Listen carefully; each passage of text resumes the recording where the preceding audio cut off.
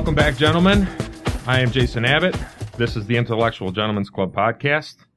Today we are joined by Toby Aylesbury. He'll be co-hosting. And we actually, for our guest today, he has been a real inspiration behind the whole IGC project. His name is Nic Gabriel. He has been a longtime co-host of London Real. He actually left there a couple months ago. He grew up in South Africa. He moved to London to attend a Jiu-Jitsu academy to get his black belt from Gracies. And he is obviously no amateur in podcasting. If you're turning into the IGC, you're probably familiar with London Real. He has been on Open Mat Radio and Paradigm Shift Radio. He also is the founder of the Jiu-Jitsu Brotherhood. And he's based out of London, UK. Thanks for joining us today, Nick. Hey, man, what a pleasure to be here. Thanks for having me. You got it. So there's a number of things. You're a very interesting character. I want to go over a few different things today, but I'd just kind of like you to start by giving us some kind of background. I know that you grew up in South Africa, but I'm lacking on a little bit of that history. Could you fill us in about your history in South Africa and why you came to London? Sure, buddy. I grew up in during the tail end of the apartheid era. Apartheid ended in, if I'm not mistaken, 1991, and that was when I was about 12 years old. And that was the first year that certain schools were made open to people of all races. So, I mean, I kind of was I was exposed to quite a big change in the country in South Africa. Mm-hmm. And I mean, it was an amazing place to grow up. It had many advantages and many disadvantages to being in such a secluded, isolated part of the world. And I guess it being so isolated was one of the reasons I decided to leave and come to London when I was about 22. I just felt that if I wanted to develop as a martial artist and a human being, I needed to expand my horizons, as they say. So I came to London, and then I started to study Jiu-Jitsu with Gracies. It had been one of my hobbies back in South Africa, but I took it a lot more seriously when I got to London, and it eventually became my career. That's really cool, man. So what was it like going from South Africa to London? I mean, so apartheid had just ended, and I'm sure there was a big transition for the whole country, during the whole paradigm shift. And then all of a sudden you're in London where, things are so much more open and broad and accepting of all the different kinds of ideas. And like you said, it's not very isolationist. It's very international. There's people from all over the world. What was that like? Incredible. It was absolutely incredible. It's, I wasn't like from some hillbilly little town. I'm from a place called Cape Town in South Africa. It's quite a reasonably sized city. It's got a population of several million. It's not like I was a redneck. No. My family had traveled a little bit. We're from a middle class family, so I was fortunate enough to travel. But even that, having said all that, like when I arrived in London, it absolutely blew the hinges off the door, my door of perception, or my doors of perception, I guess.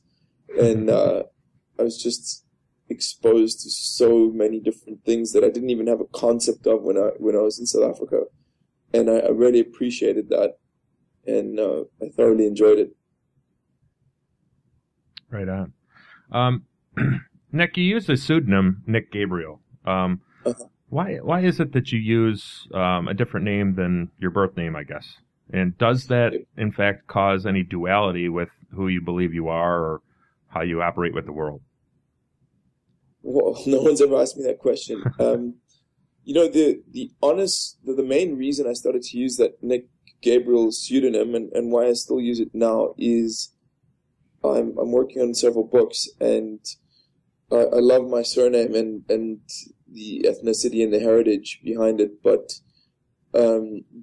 it's pretty hard to pronounce and it's pretty hard to spell, and I also just feel that using a pseudonym grants a certain kind of freedom, and another reason I chose to use the pseudonym is it's just because I can. It was almost like a test for me to just see how far I could push the societal conventions and boundaries. I just thought, hey man, I'm going to do this. I'm doing London Real and I'm writing these books. Why didn't I use a different name? It might give me a little bit more freedom in what I can say, and I guess it did. Is there a reason that you chose Gabriel? Yeah. Gabriel, if I'm not mistaken, means messenger, or the Archangel Gabriel was God's messenger. Mm-hmm. Yep. And I just, I like to aggregate a lot of knowledge and experiential knowledge, and then I like to deliver it out to an audience, as a messenger would do. So I guess that was probably the reason I chose it. And it's also like, it starts with a G as well, just like my real surname. And it just, I kind of thought it sounded pretty cool too. Yeah, it does sound good. Thanks, buddy. One of my favorite DJs is a guy called Josh Gabriel, and always liked his name as well. That's interesting. I don't usually go into my family life, but that's actually what I named my son. And I was going through a different type of spiritual exploration in my life at that point. Okay. And it wasn't revolved around any Christian ideals or anything like that, but the messenger of God portion was really important to me. And, that's what I researched, and that's ultimately why Gabriel was used for my son. Yeah, man, it's put a big smile on my face. Yeah, at the time, I knew me and my wife had just gone through a couple of miscarriages, and I knew, that this was going to be for a reason. So I knew that if it was a boy, it was going to be Gabriel, because he was going to be that messenger from God. It's just something that, it resonated with me deeply. So that's cool. It's a cool story. Yeah, that's one of those strange synchronicities, right? Right, exactly. Yeah. I wanted to talk about some of the people you've had an opportunity to meet, with the projects with London Real, with your Jiu-Jitsu. And so, you've met some really cool people. Graham Hancock, Joe Rogan, Jeff Thompson, Tim Ferriss, Rupert Sheldrake, Dorian Yates. What have you collectively learned from these people that you've had a chance to interview and spend, a good amount of time with? Wow. I know that's a subjective answer. It's kind of broad. Of a shotgun question. Exactly. But, just collectively through that journey, what would culminate what the experience was like?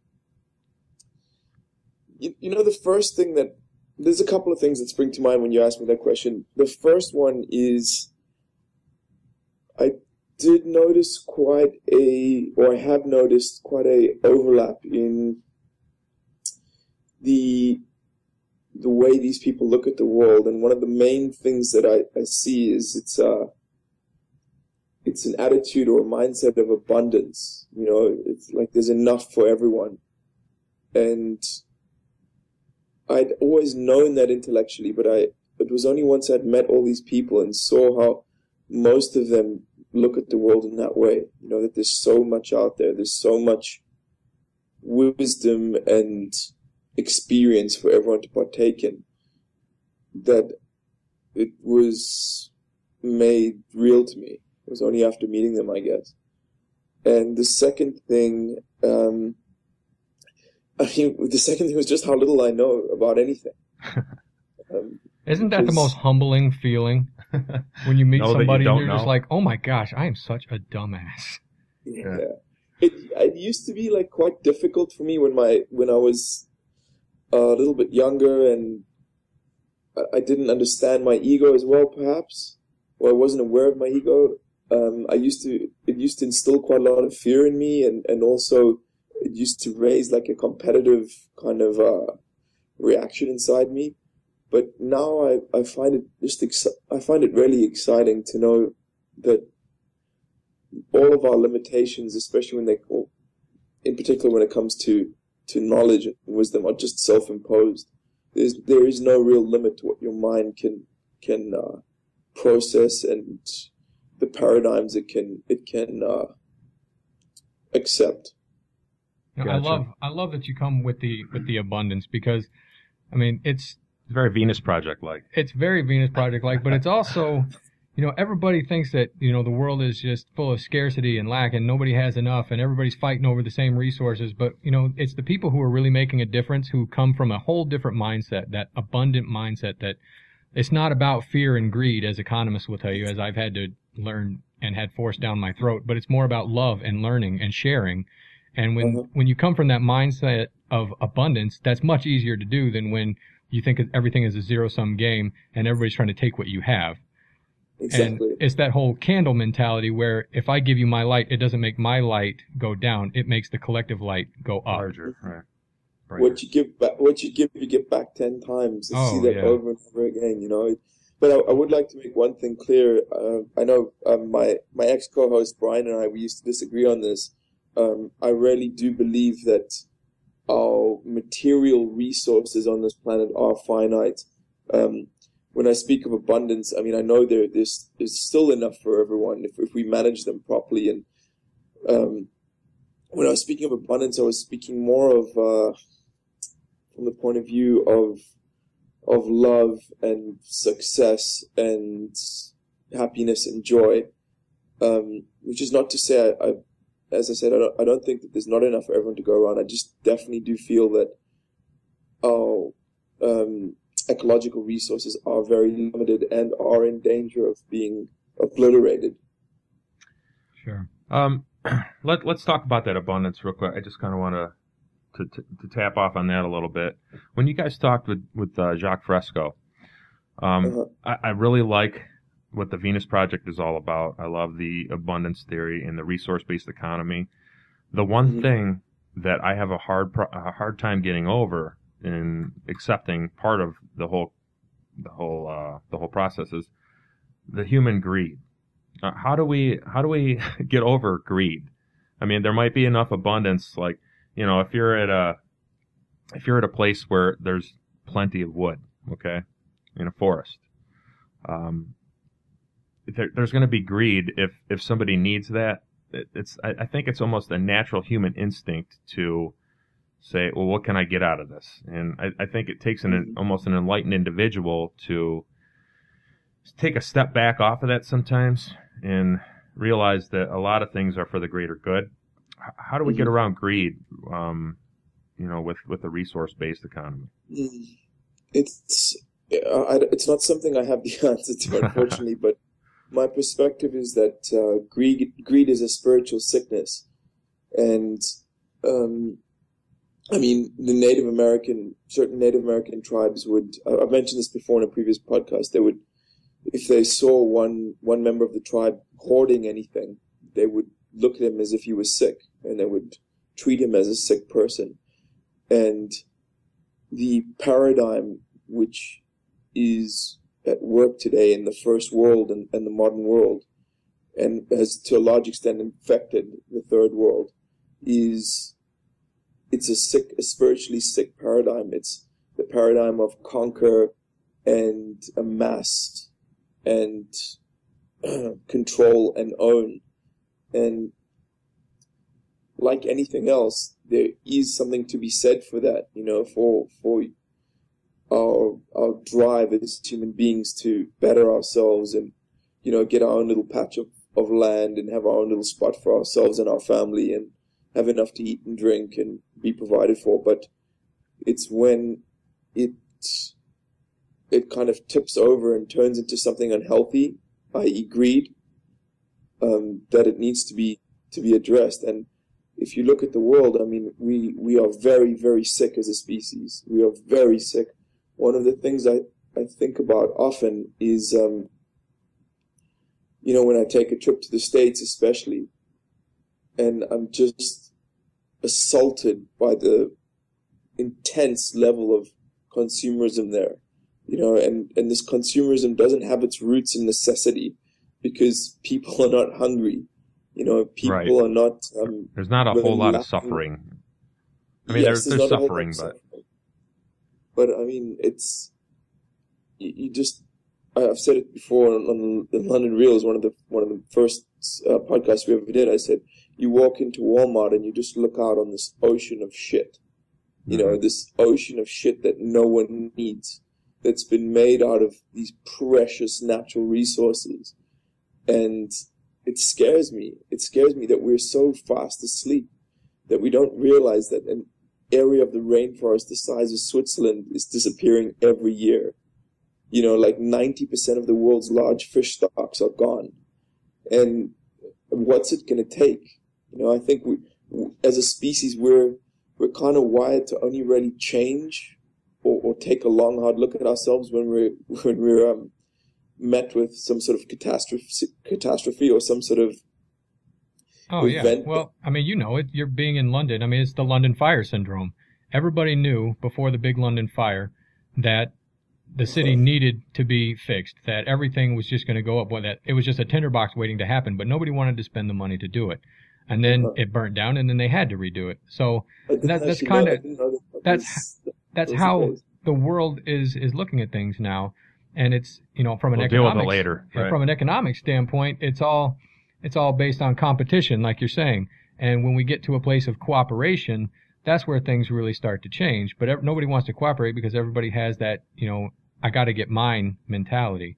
And until you get out of that, because they think competition drives innovation. Like you're saying, we want to improve our way of living. We want to make it better for the next generation. So we're trying to drive innovation. And we've been sold this lie that competition breeds innovation, where studies have been done and shown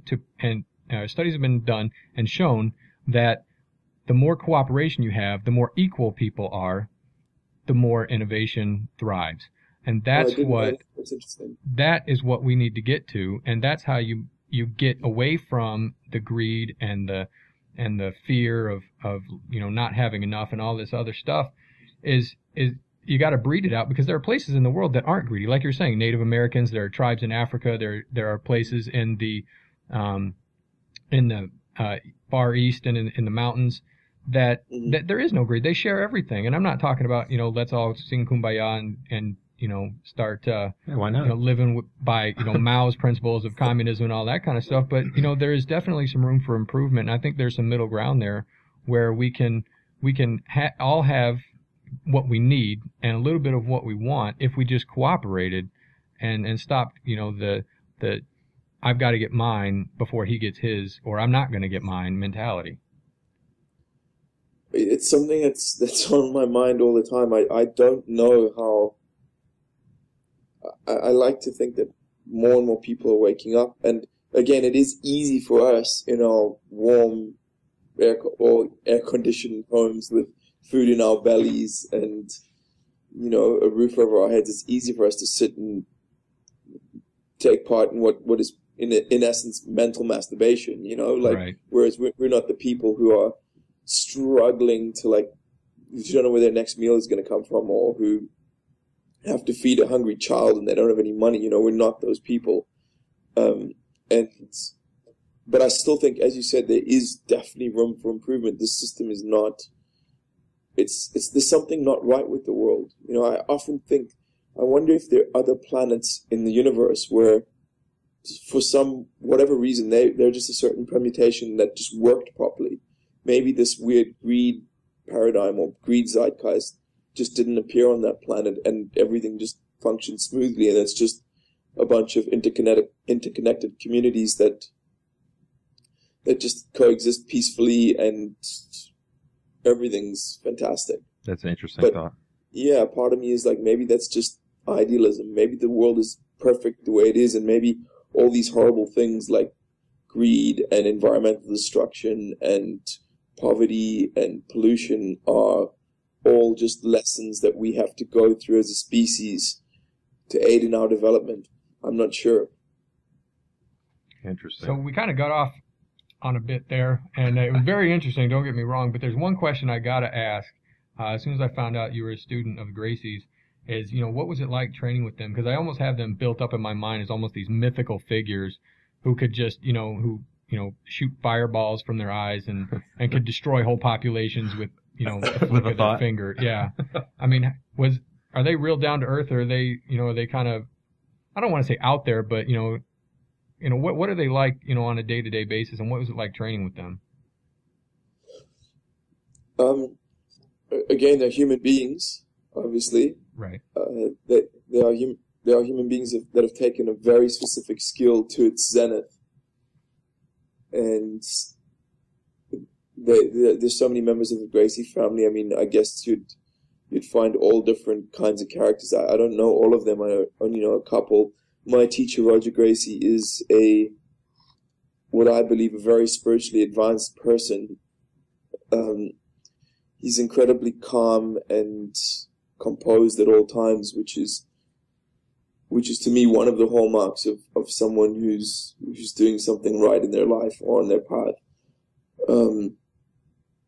So, I mean, does that answer your question? Yeah, it does. Yeah. I've just, I had friends when I was in the Army. I'm sorry, go ahead. He's never thrown a fireball at me, but he probably could if he wanted to. Yeah, no, because I had friends in the Army that had an opportunity to train with him, and they said it was just, it was one of those once in a lifetime opportunities, and I just think that would be amazing to be able to have an opportunity to train with somebody, like you said, just at the peak, at the very peak of what is possible, humanly possible, physically, and it's just amazing. Someone once asked, it's one of my favorite stories I ever read, like one of the champions of the Gracie family, Hickson, who's the subject of a feature film called Choke. If any of the listeners haven't watched this, you need to watch this film. It is a phenomenal film. It was one of the things that changed the path I was walking forever. And Hickson was renowned for many years as the champion of the Gracie family. And someone, I read a story about two black belts that were talking. One of them had trained with Hickson, and he said and his friend asked him, he said, what was it like training with Hickson? Or what's Hickson like? And the guy said, like a god walking the earth. And I mean, that sent shivers down my spine. I thought that was so fucking cool, and it's sometimes when I train with Roger, my teacher, I mean, it's Jiu-Jitsu something I'm an intelligent guy. I'm pretty motivated. I'm physically quite capable. And I spent 10 years of my life really pushing myself, trying to become as good as I could at Jiu-Jitsu, devoting all my resources to it. And sometimes when I train against him, that's how I feel like I'm wrestling with the god walking the earth, Is that a better answer? That's kind of what I have built up in my head. And so it's kind of affirming to know that somebody can actually Toby, be that he's going to good. fucking kick your ass. Yeah. But, I mean, let's just put it out there. And you say, when you've developed your body and your spirit, because you can really only develop one in conjunction with the other. Mm-hmm. To that point, and you've reached that level of ability, I can only imagine the calmness and the peace you must be able to feel, just being like you're at one with your body and your spirit and everything around you all at the same time. It's just got to be an amazing feeling. I just wanted to interject here. I did a blog post on the website. This is going back quite a few months ago, but I was talking about martial arts. And I've got a background in Taekwondo. I took it for a few years, but I didn't continue my journey with it. But when I was learning that, I went through different stages, and I blogged about it a little bit. And I think the first stage is somebody who does not know anything about martial arts or very limited, just from watching movies or something like that. You have the next level where somebody is capable of doing a great amount of damage to somebody else. And then you have the third level where those are very capable of, displaying that damage, but they realize they don't have to. Would you agree? Yeah, I mean, I know many martial artists, many high-level martial artists, and these guys don't get into fights. They don't pick fights. Violence, they don't attract violence because they have nothing to prove.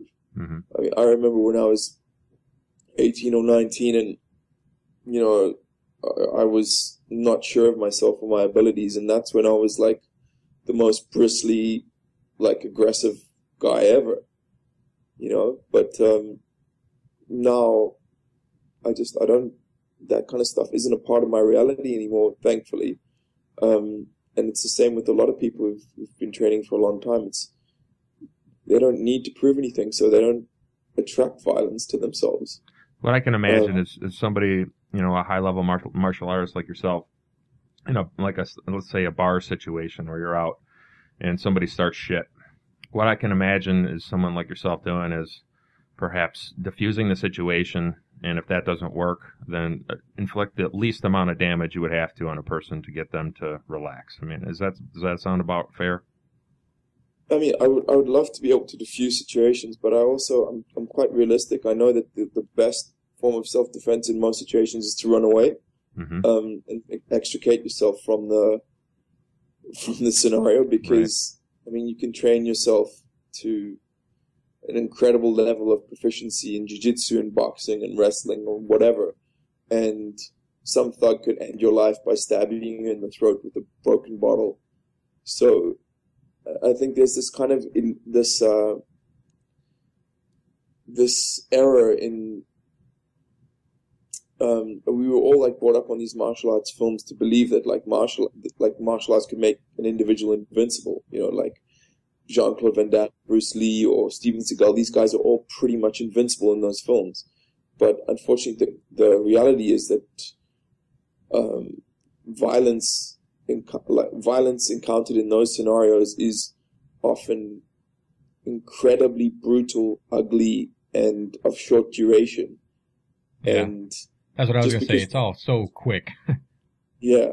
Just because you're a martial artist doesn't mean that you're going to come out without any scratches on you and you're going to magically disarm 12 drunken football players. It's just, right. It's just not the case.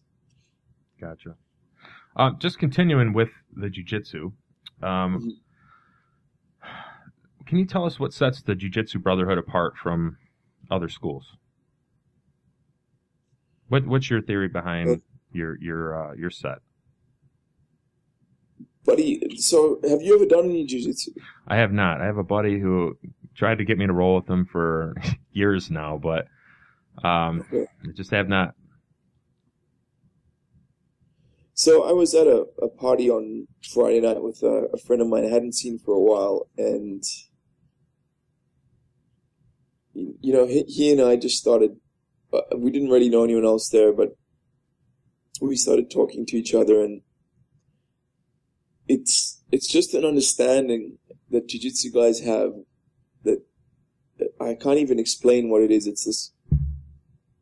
We know, it's so difficult to put into words. I know what it's like to have some guy with his legs wrapped around my back and one arm around my neck, strangling me to the point where I think I'm going to pass out. And I can feel that fear, and I can feel my consciousness starting to close in. And then I find this little millimeter of space, and I manage to twist my body, and I get out. I know what that feeling's like, right? And another jiu-jitsu guy knows what that's like.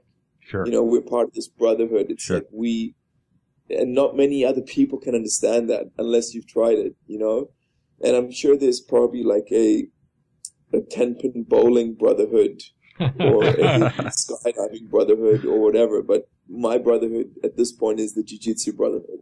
Does that make sense? Yeah, it does. It does. I get that. When I was in the Army, I was a paratrooper, and the airborne guys are like that. We always talked about the guys who hadn't been to airborne school as dirty, nasty legs. And the guys with their wings on their chest, they were the Red Berets, and you could just count on them for a certain level of understanding and motivation, and they were a step up from a normal grunt or whatever. And I can imagine how jiu-jitsu guys are a little bit like that. They're not the run of the mill martial artists. They take it much more seriously. It's much more a part of them than just an after school sport, so to speak. I've heard that when you start training jiu-jitsu, it kind of it's almost like a douchebag filter. Is that right? Yeah, Joe Rogan said that. I mean, there definitely are still some douchebags in jiu-jitsu, sure. But I think the ratio is pretty low. I can count on one hand the amount of people that I have considered to be douchebags that I've met in 13 years of training. So I really like what you said about the airborne division. I mean, that's such a perfect example. I mean, you know what it's like to have gone through that hazing and that kind of training that they obviously put you through, and I don't know what that's like, you know. So when you're hanging out with your buddies from the airborne, like, it's a circle that I will never really be a part of. Does that make sense? Right. Yeah.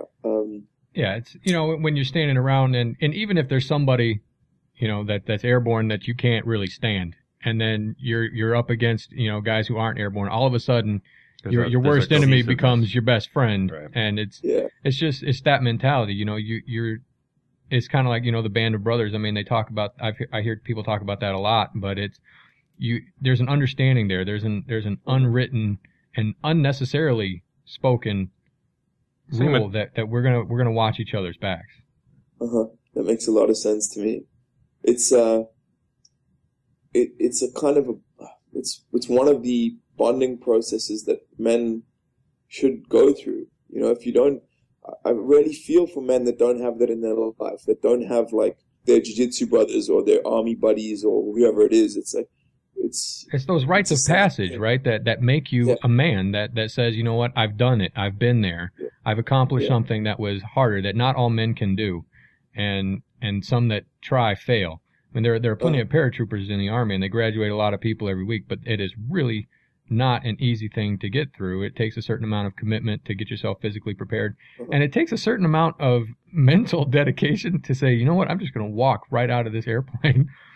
Perfectly good airplane. That's right. Yeah, I mean, I've never been skydiving or done a parachute jump, but I don't know if you guys have ever seen this movie from about 20 years ago called Point Break. Oh yeah, man. Wesley Snipes. Yeah. No. No. That was Keanu Reeves and Patrick Swayze. Yeah. There's this scene in that film where they go skydiving. I think it looks like it's somewhere in it's over like a lake almost. They land in water when they do it. But yeah, it looked like it was Lake Mead or something like that. Something like that. It's the most beautiful skydiving scene I've ever seen. And I really want to find out where it was filmed and go do a few jumps there. So which part of the States are you guys in at the moment? We're in Detroit. Yeah. Detroit, okay. That's cool. I don't think it was that It's not really that cool. So the thing about skydiving and you know, I didn't skydive necessarily. I did static line, so my chute was attached to the plane. When I left the plane, it automatically deployed. But the thing about skydiving is that there are guys who do it or people who do it for the adrenaline rush. But if you ask people, kind of like, you know, martial artists, it's kind of like when you take it to that next level, it becomes very spiritual because there's nothing more peaceful than slowly descending to the earth. And being able to and having so much more perspective. It's kind of like the space perspective that astronauts get. You see so much. The overview effect. Yeah, you see so much at any given time, and it's so peaceful up there. All you hear is just the wind, and you're just up there alone and just concentrating on not dying. And I mean, that's as basic as living gets, right? There's an expression I heard, which is when you go skydiving, the second you jump out the plane, you're dead, and the parachute saves your life. That's right. It's really interesting. Yeah. Yeah. I'm going to be, for Christmas, my wife got me a gift certificate for a skydive jump, so I'm really looking forward to that one. That'll happen sometime this summer. I've not yet, so it's cool. it's one of my bucket lists. Go ahead, Nick. I'm sorry. No, I said that sounds cool. She sounds like a very cool wife. Yeah. Yeah, to let me jump out of an airplane with a family, I guess it takes a certain amount of gusto. Thanks, Shell. Appreciate that. For sure.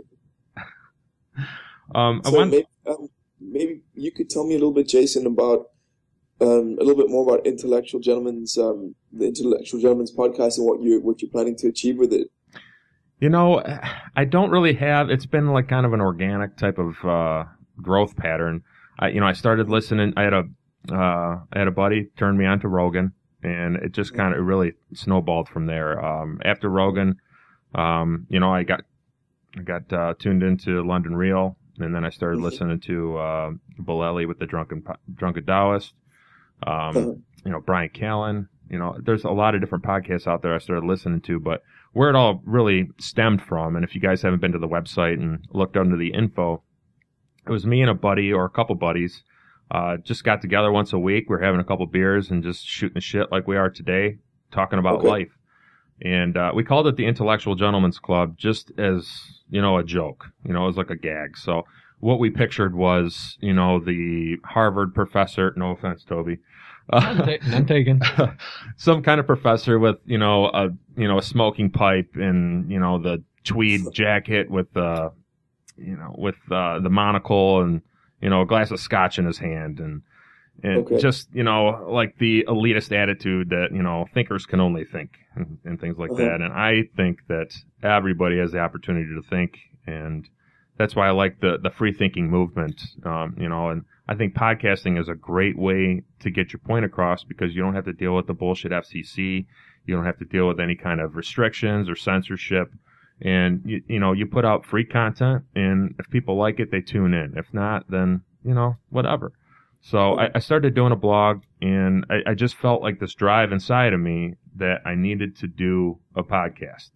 I listened to countless hours, and, so I just, one day I was like, what are you waiting for? You have a couple extra bucks in the bank, get the equipment that you've been researching for 3-4 months, and just do it. So I got with my brother, I got with Toby, and we sat down, we dropped a pilot. And then from there, I spend a decent amount of time on it. It's almost like a part-time job. I look at it as basically volunteer work. I'm, just putting out content. If you want to listen to it, great. If not, it's not your boat. That's fine too. So. See, when he started doing this, I was like, this is what I've been looking for, because just normal guys sitting around talking about stuff other than football, American Idol, and naked ladies, basically, and porn. Not that there's anything wrong with that. Not that there's anything wrong with any one of those things necessarily, but when that's all you talk about, it's like, there's so much more out there, guys. Come on. Expand the horizons. A little That's bit. basically what it's about, and I just want to bring positivity to people, and by having guys like you on, we had Alexander Ward on. I know you're very familiar with him. We had on another guy talking about 9/11 conspiracies. Our last podcast, we had somebody on locally who has a farm, and we talked about the industrial food supply and just the Monsanto problems that are out there in the world. So I'm just trying to bring light to people, with different situations that are out there in the world. So, have you guys heard of? I think his name's Alexander Shulgin.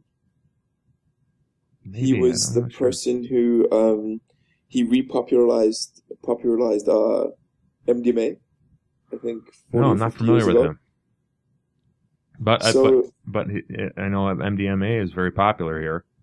Yeah, this is he is a chemist, if I'm not mistaken. This is quite a roundabout way of me telling this story, but so I watched an interview there's a documentary about him, and on the documentary, a woman was speaking to him and telling him about one of her experiences on a specific hallucinogen. I don't know if it was psilocybin or LSD or what it was, but she had taken this hallucinogen and she had tapped into a different state of consciousness, and she could see different aspects of reality that we aren't usually able to see. And she was watching two people having a conversation, and as one person was talking, she could see this ball of orange energy leave their head and float next to their head, and then another person would start talking and a similar thing would happen. And once the two people had reached a mutual understanding, these two balls of energy would join together and then shoot out into space. Wow. And I mean, when I heard that, it literally blew my mind, and I thought to myself, I mean, that's what people like us are doing, and that's what Brian and I were doing on London Real, and that's what Rogan's doing on a massive scale. We are rapidly, we're speeding up, because what consciousness is doing is it's gathering information. I mean, that's what the God energy is doing, and that's why it's in this physical plane. It's gathering information and then drawing it back into itself. Do you feel things like these? Say again. I wanted to ask you if you feel that we're entering a new stage in human evolution. I mean, we're not entering it. We're in it. In it, right? Yeah. And this, what we're doing right now, is the proof of that. We are literally, I mean, I get goosebumps when I think about it. We are at a stage that could not have even been envisioned by our great-grandparents. I am speaking to you on the other side of the planet. I could see you on video if I wanted to. It's crazy, for free. Isn't it? It's just, It's unbelievable. I remember I took a flight. It was a Friday, and I decided on this Friday morning I wanted to go to Australia to see this girl that I'd been involved with. And by Sunday morning, I was standing in Sydney Harbour, on the other side of the world. And that could never have been done by my grandparents. It just wasn't even an option for them. No. Like we are living in a time that is, even though there's so many problems in the world, it's such an exciting time to be alive. There's so many opportunities available to us. We like, at our fingertips, we have access to so much information. If you want to better yourself in any way, all you need is like a $500 laptop and a little bit of isolation, and you can learn pretty much any subject in the history of mankind. I'll tell you what this has really done for me is I didn't know anything about web design. I didn't know anything about web hosting. I didn't know anything about, audio hookups and mixers and any of that shit. I took your guys' advice off your website. Just go ahead and do it. I was a student of YouTube. That's how all this came to pass. And really, I have a background in, a technological background, but it has nothing to do with any of this. It's completely separate. And, it's amazing where, I didn't have to go to college or university to learn how to do this. I didn't have to take a course. It was all self-taught. Exactly. And I'm not saying I'm the greatest web designer or anything like that, but I knew enough to, I learned enough to be able to put this out there. So if you go to the website, it's not the greatest thing. It's just a WordPress theme, but I'm able to make it work, and that's really all I'm concerned with. I'm not trying to make millions of dollars on this, and I'm not even trying to break even. Like I said, basically I look at it as volunteer work and just putting out content. Good for you, man. I mean, just think about your website, right? So the definition of an author is someone whose work has been read by over 100 people. And a few hundred years ago, unless you owned like a printing press, right, you were not going to author anything. And now you just figured out how to start your own website and it's done. You're an author. Isn't that mind blowing? So. It is. And, a lot of people are like, why are you doing this? The same type of questions you asked. And, why not? I've got the energy to do it. I have the drive to do it. And I have a thirsty mind. So by talking with people like you and other of our other guests, there's people I would not have an opportunity to speak with otherwise. So, I just think it's a cool thing to do.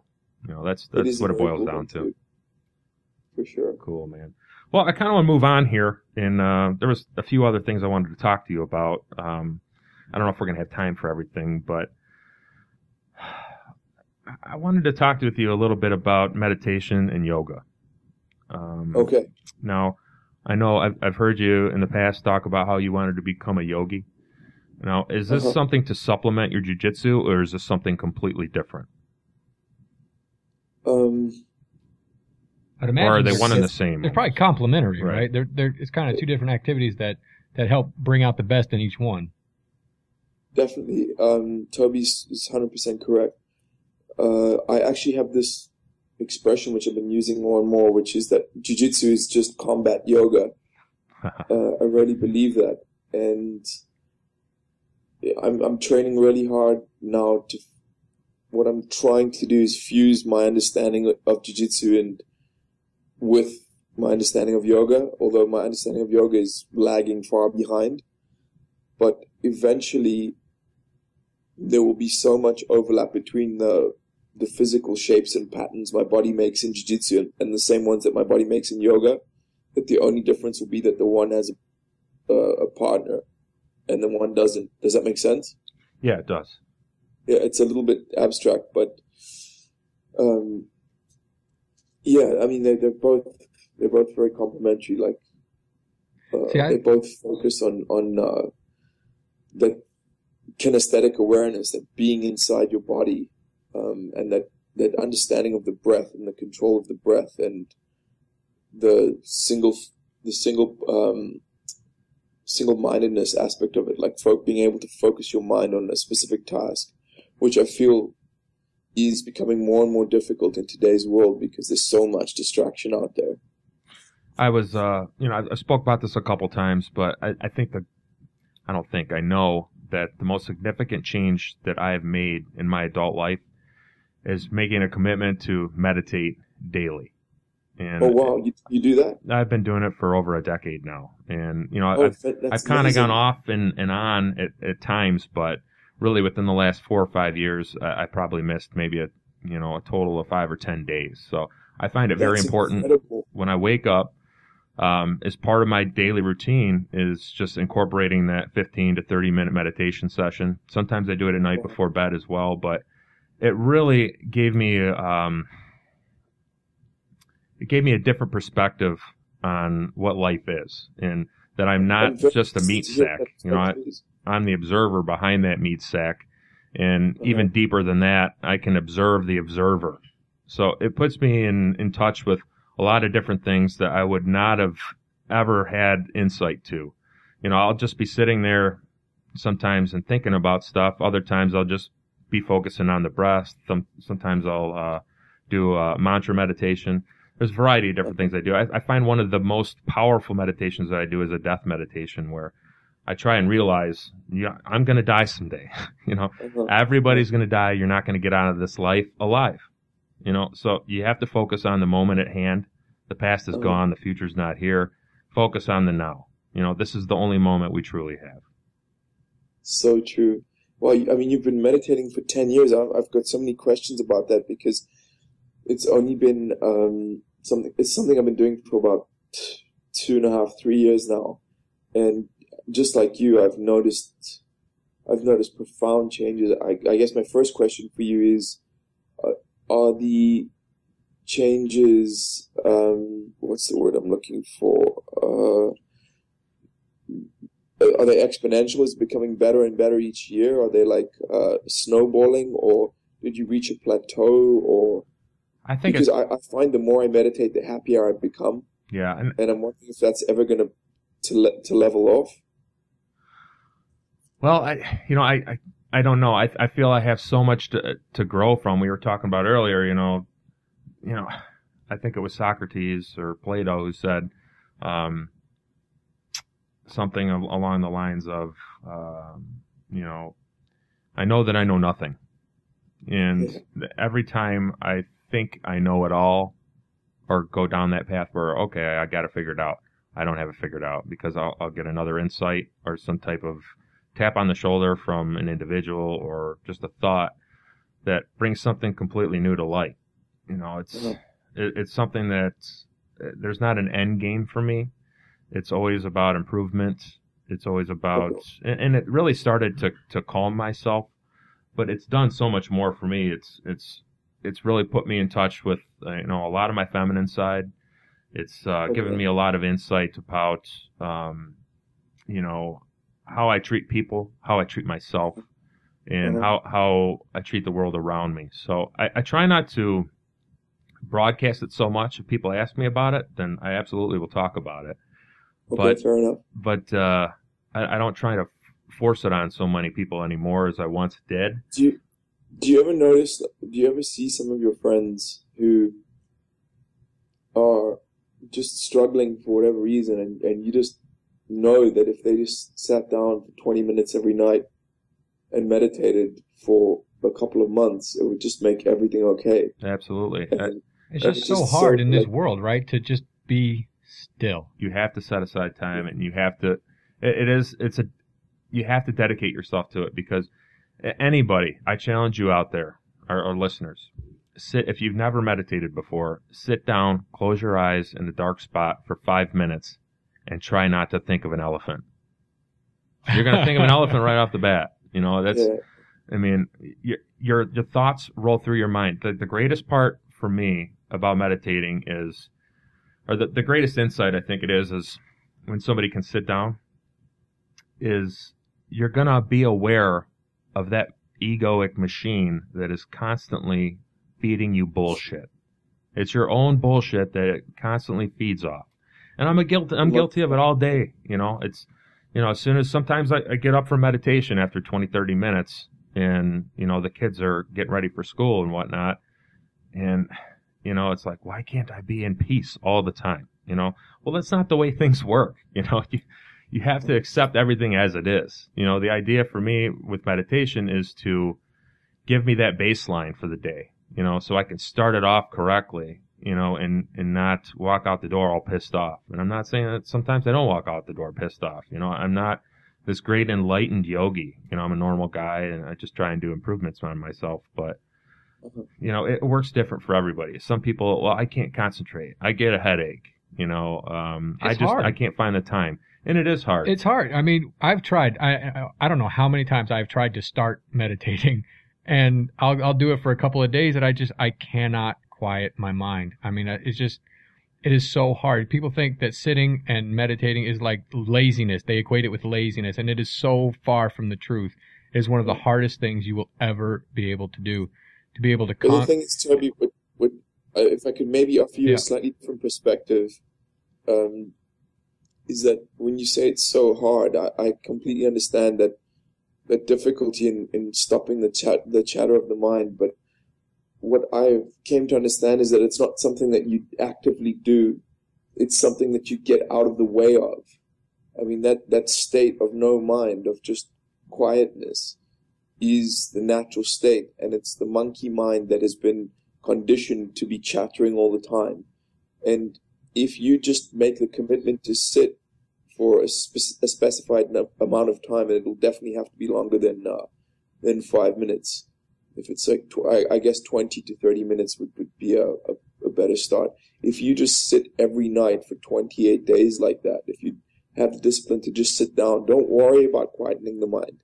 Just sit. Eventually, it will turn itself off. It's not something that you have to do. It's something that you have to let happen. Does that make sense? It does. And what you guys are describing is what I feel when I run. I'm a long distance runner. I've done a couple of marathons. I've done a few half marathons, and I love to just get out and run. And that's what I feel when I run. That's when my mind is able to kind of get out of its own way and work things out. And I can just concentrate on my breathing and just be. I think That's what happens when I run. I think what you're talking about is samadhi. And what samadhi is basically is when you're in the zone, when nothing else around you matters, you're not getting that constant chatter of I have to do this, I have to do that. Some people find it in meditation. Some people find it in running. I also find it in running. Some people find it in martial arts. Some people find it in holding a child. You know, it's all about what resonates with you. So, you know, if you don't want to run a marathon, you don't have to do it to find that necessarily. You know, you can find what you love to do and what gives you that peace and just continue with it. I mean, anything can be a meditation. You don't have to sit zazen to quote unquote meditate. You know, there's walking meditation, there's eating meditation. You just concentrate wholeheartedly on what you're doing at that moment. If you're doing the dishes, do the dishes. If you're cutting the grass, cut the grass. If you're working on a proposal, work on your proposal. But it's when you're in that single-minded state, when you drop into that zone. Athletes, you hear about them talking about it all the time. Yeah, the flow state, it's called. Right. So I mean, I think it's in everybody to find that, and everybody is, you know, could have a different outlet to be able to get there. So let's talk about that for a minute. All right, let's just drop into the ayahuasca. So, you know, you want to talk about meditation and, you know, getting into an altered state. I haven't experienced ayahuasca. I have a great desire to do. I don't have the funds or the availability to shoot down to Peru and or Brazil to do that. You got to sell your podcasting equipment and get there, man. Yeah, last when we were talking about it before, you know, I says anybody wants to donate to the podcast, you know, I'll take a trip down there on your dime. So, but I think it's important that you know, we're talking about the ego, right? I think it's important to reset that ego ever so often, and you know, I don't feel like a great ego reset every time I meditate. But I feel when I've ingested chemicals and or plants, it does take me to a different place. And I can tell you specifically, psilocybin has given me the greatest ego reset I could have possibly received up until now. Wow. After that, Tim Ferriss actually speaks of that as well, right? What's that? Tim Ferriss speaks of taking a large dose of yearly dose, psilocybin right? each year as a reset. You know, and I think it's very unfortunate that these chemicals are not available for people to use in responsible fashions. I think it's a great tragedy, actually, because I think, you know, I recommend that everybody once in their life tries MDMA. I recommend everybody once in their life tries, you know, psilocybin. And, you know, I've never done really any of the harder drugs. You know, I've stayed away from coke, I've stayed away from heroin, I've stayed away from meth. But there's other things out there that can be used in a positive manner. You know, just because somebody associates them with partying and, you know, LSD and partying and hippies, magic mushroom. Yeah, you're a fucking hippie, you know. You just want to get fucked up. And to me, that's not what it's about. Sometimes I do like getting fucked up, you know, and other stuff. But, you know, I tell you what, I'm not going to go to a party and drop mushrooms. I'll tell you that. Because when I took them, in the doses that I took anyway, I fell inside to a hole in my head, and I found a lot about it myself. And I'll stand behind that. I'll argue with anybody all day long. And whether it was real, whether it was all in my head, doesn't make a difference. The result was the same. So what I try and do is I try and lead a life of example, I guess. You know, if I like I said, I try not to preach so much, but if people like me in how I do things and how I treat people, you know, they're going to ask questions like, well, why are you the way you are? Like we're discussing right now. So there's a Latin expression which is vidam vitae vitara, which means show your faith through the way you live. Right. And you know, there's certain people we all have people in our lives who I know I have a specific few who are always telling me that what I'm doing is wrong and this is the way you should do things. And I just look at their lives and I'm like, I don't see anything that I want, you know, and I'm not speaking about money or anything like that. I just don't see a peace of mind or like a joy or a happiness that I want in them. And that causes me to disregard what they're selling. And very often these people are the ones who've never tried any mind-altering substances. You know, like so many of the people who have influenced me in my life are the ones who do use things like ayahuasca and psilocybin and cannabis on a frequent basis. And they are some of the happiest, most well-rounded, most balanced people I know. And it kind of, I mean, just by using deductive reasoning, it seems to me that those things work. Mm-hmm. What was your ayahuasca experience like, Nick? Say again, please. What was your ayahuasca experience like? If you want to share, I know some of these can be very personal. I have done Brian and I did a 2-hour show on it on London Real. You can find it online. It's called Ayahuasca, My Heart of Darkness, and it's very in-depth. Literally 2 days after I came back from the jungle. The day after I got back from the jungle, I went straight into the studio with Brian and we did a debriefing. But to answer your question, Toby, the ayahuasca experience in the jungle was the most powerful, scary, exciting, healing adventure I have ever been on in my whole life, and it was the best thing I've ever done by a factor of 100. Really? Wow.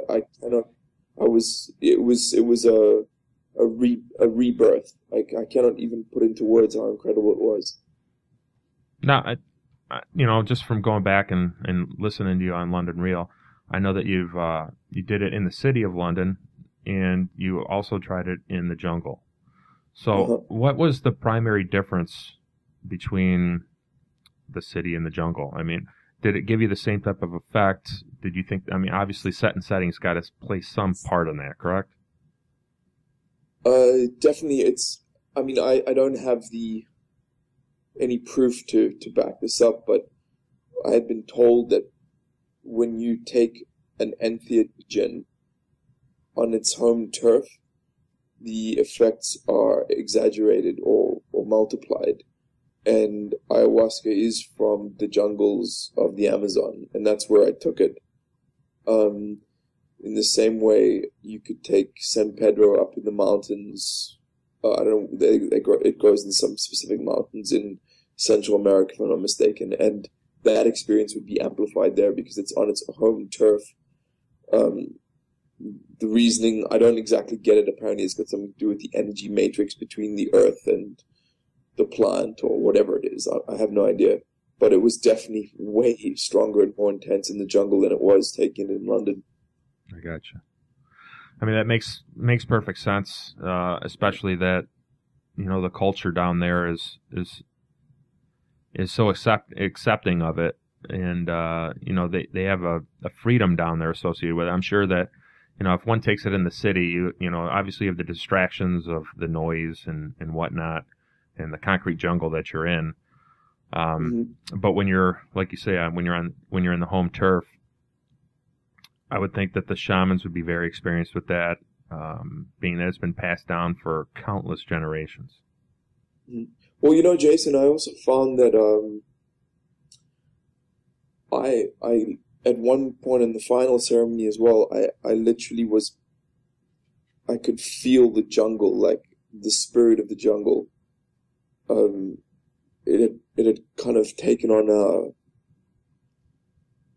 a personality almost, and had started to commune with me in a way. And I don't think that could have happened in the city because it wasn't there, So, yeah, it's definitely, I would recommend if you are thinking of doing ayahuasca, try to go do it in the jungle. The same way, if you are thinking of doing psilocybin, go to a forest where mushrooms grow and, I don't know, camp out and eat them there. But obviously make sure you're eating the right ones. Yeah. That would be first and foremost, I would think, yeah. Let me see. I wanted to, I found this thing on the internet. This is going back maybe a week or two ago. And this is when I was researching DMT and the pineal gland and different effects that DMT has on the body. There has been a couple scientists that have developed a piece of equipment. It's called Lucia number 3. I don't know if you're familiar with it, but what this machine does is it is a stereoscopic type of light fixture. And you can Google it, Lucia, NO3, the numeral 3. Okay. And what it does is it's like a strobe light, but it has a large halogen in the middle for warmth, and then I believe it has 8 bulbs around the sides. LEDs, yeah. Yeah, they're LEDs. Are you familiar with it, Toby? I did some research on it, yeah. Okay. So what this is supposed to do, and I believe it's at the Psychedelic Science 2013 this week.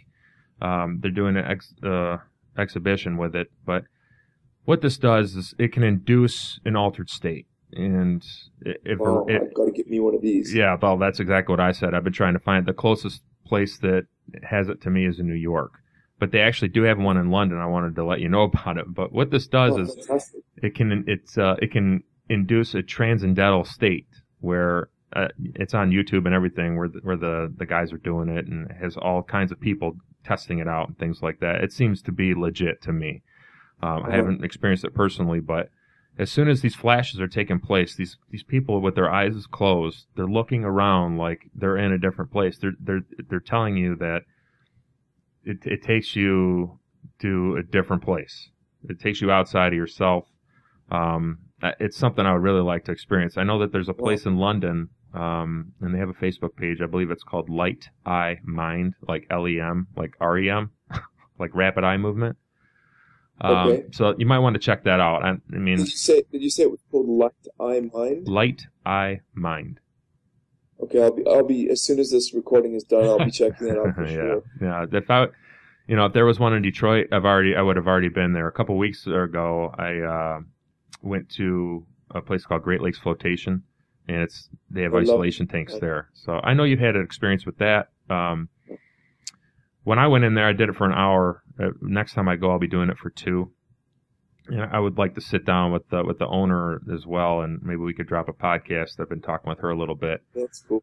But, that's just all these different altered states, whether we're talking about meditation, deep yoga, prayer, fasting, isolation tanks or stereoscopic lights, they all have this ability to put us outside of ourselves. And there's different degrees of that, obviously. But don't you feel like it's an inherent ability for humans to experience that? Yeah, I mean, I definitely think it's an innate ability, and it's also an innate desire as well. I mean, we want to know where we came from. We want to know what we're doing here, or at least most of us do. I like to think most of us do. Mm-hmm. I've always wanted to know. Some people do like to take the blue pill. Yeah. That's always going to be that way. The blue pill. I take that red pill every time, though.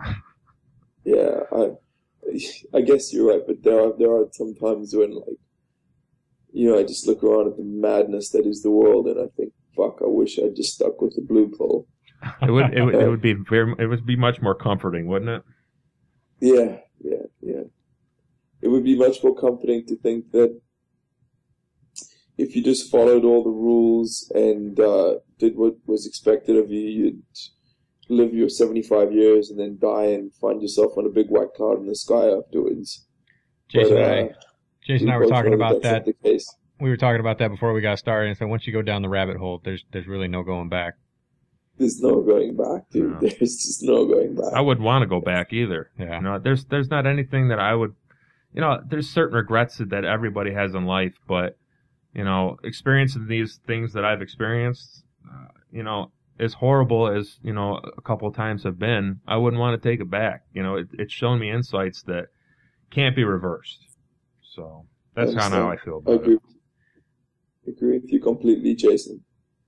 I asked the question to Alexander Ward when we had him on, and I wanted to ask you the same question. Do you consider yourself an ambassador of ayahuasca? I know that's a loaded question. I just want to get your take on that. Buddy, I never ever set out to be that, ever. I was really just wanting certain answers for myself. But it seems to be the case that I have become somewhat of an ambassador for it, especially with the popularity of that interview that Brian and I did when I got back from the jungle and all the guests that we had on London Real. And sure. I would be proud to further ayahuasca and its amazing benefits in this world. It would be my honor if I in any way play a role of getting anyone to try it.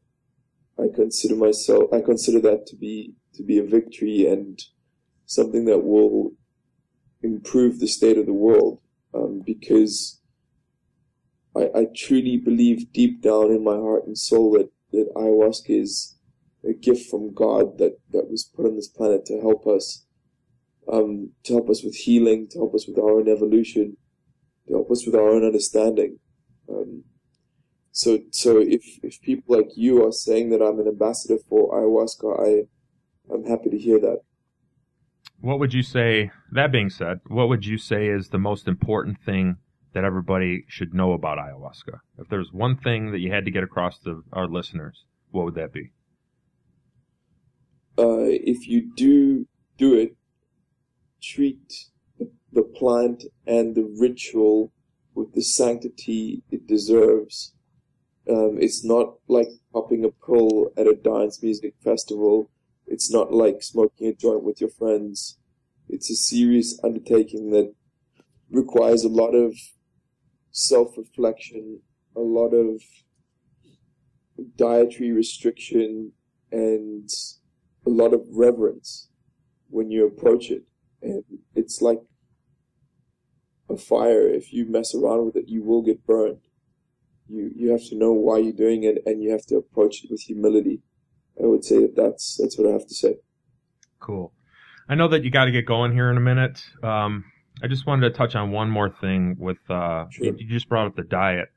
Toby here has been on a monster juice fast for the last 20, how many? 23 days. Without food. Without food. So, Wow. what would How you feeling? I feel amazing. A little bit hungry. I'm starting to crave some protein. I'm having wild chicken wing fantasies. But otherwise, I mean, my energy level is off the charts. My clarity and everything is just through the roof. I feel great.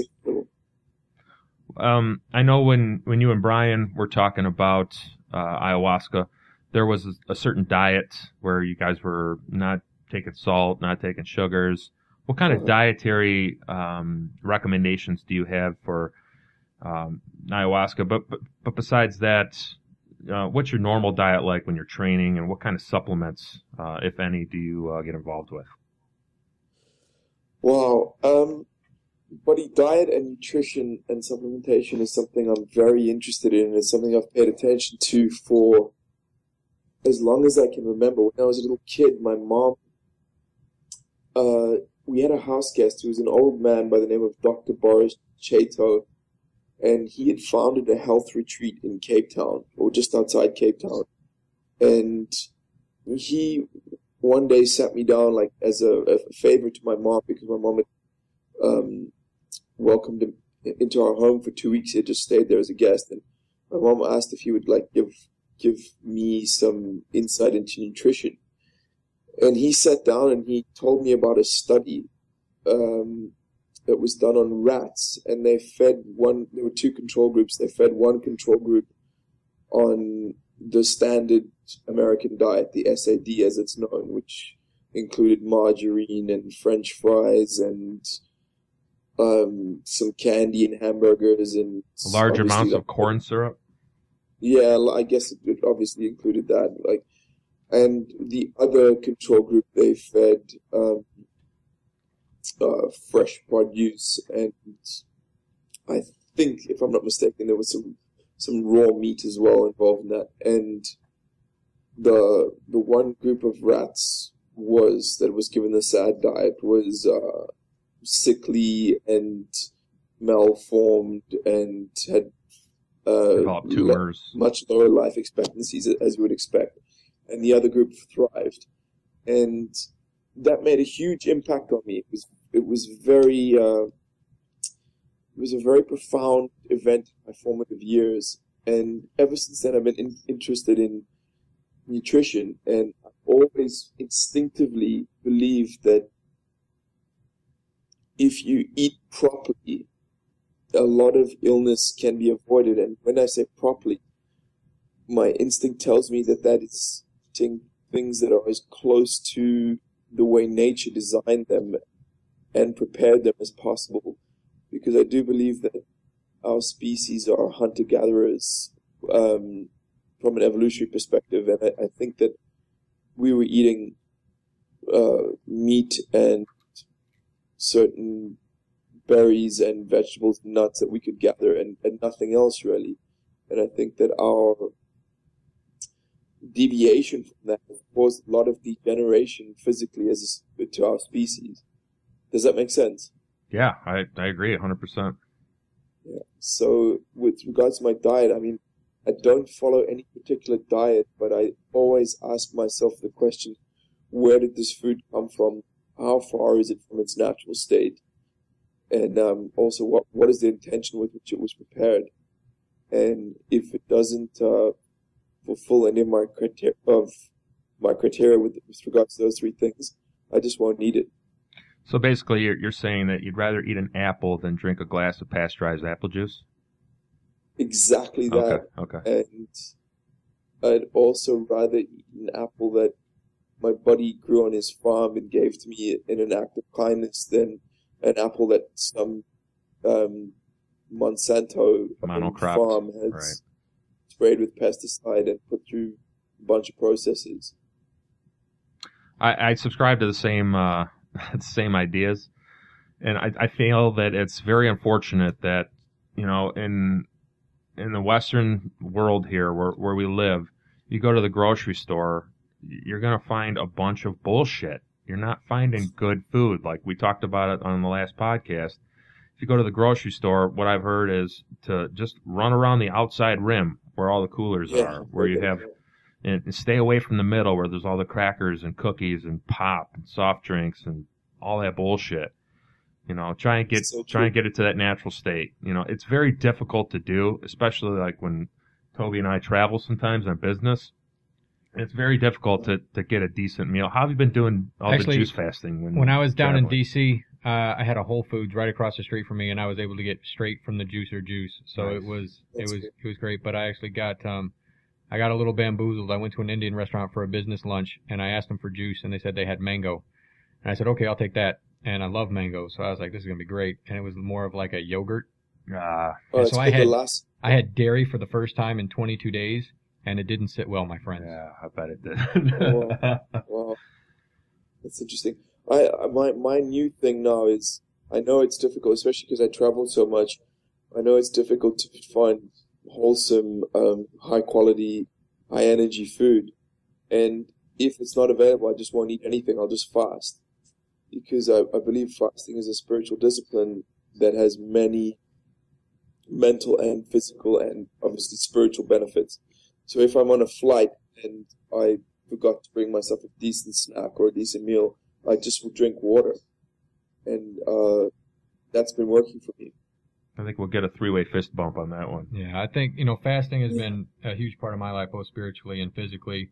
It, you know, from my perspective, one of the reasons that we're here on earth is to take what's eternal about us and learn to control the temporal, to learn to control our physical bodies, to overcome the appetites and the desires of our physical natures by practicing these spiritual things. And I think that's where in my mind, where martial arts comes in. You're learning to control your body and make it do things that people thought weren't necessarily possible. That's what I love about fasting. People say, "Oh, you can't go without food. You can't drink juice for 30 days." And I said, "Well, people have done it." Can.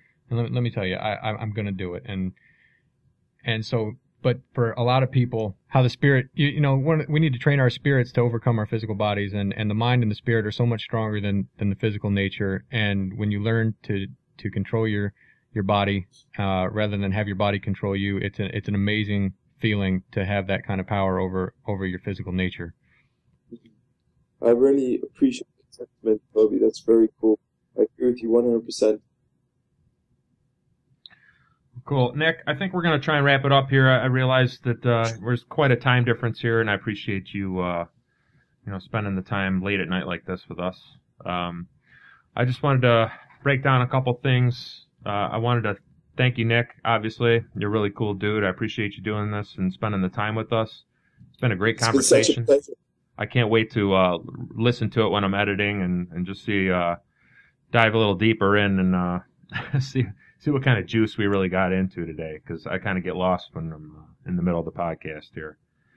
Thanks so much for having me on. Yeah, Toby, thanks for making it today as well. It's awesome. I love being here. All our listeners out there, we appreciate you guys tuning in. We love the support that you guys are giving. Please share us out. Today, I just wanted to give kudos to our sponsor. We have a new sponsor this week, and it's the Planet Earth. So, still no sellout. So, please be kind to Mother Earth. She's being kind to you. She's giving you everything you need to survive here. So, you can find Nick through the Jiu-Jitsu Brotherhood. They have a Twitter page. They have a Facebook page. They have the website, jujitsubrotherhood.com. We're going to have links in the description when the podcast is released here. So if you're listening to this, you can check the notes, and you can find a variety of different ways to get hold of Nick Gabriel. Please visit the website. I have the blog on there every once in a while. The podcast is always, that's our main hub. We have the subscription to iTunes link right there for Stitcher, all different kinds of podcast directories. You can listen to it right off the website as well. We're on Twitter at IGCcast. We do have a Facebook page. There is a secret Facebook group I can add you to if you want to send me a Facebook message. I can get you signed into there. We do have a donate button for PayPal on the website. You guys can go through there if you want to make any donations to us just to cover the light bills. Anything that you can give out there is appreciated. I'm not going to beg you guys. I would rather you give it to somebody who actually really needs it. But if you feel like throwing a couple bucks our way, that would be great. We also have an Amazon link that you can click right through the website. Takes you right to Amazon. You can go to your wish list, and whatever you purchase on there, we get a small cut of that. So it doesn't cost you anything extra. All you have to do is just click on through and just work Amazon like you normally do. So it comes out of their pocket, not yours. So it works out for everybody. Please share this podcast if you enjoyed it or any of our previous episodes. Throw it out there on Twitter, on Facebook, any of the social media, or just email it to your buddies. And, you know, I'm just trying to get this information out there to expand people's minds like we talked about a little bit earlier. So, again, everybody, I just wanted to say thank you very much. And thanks for listening. It's been real, guys. Thanks a lot, Nick. It was great. That's it. Hang loose out there, guys. Thanks, Jason.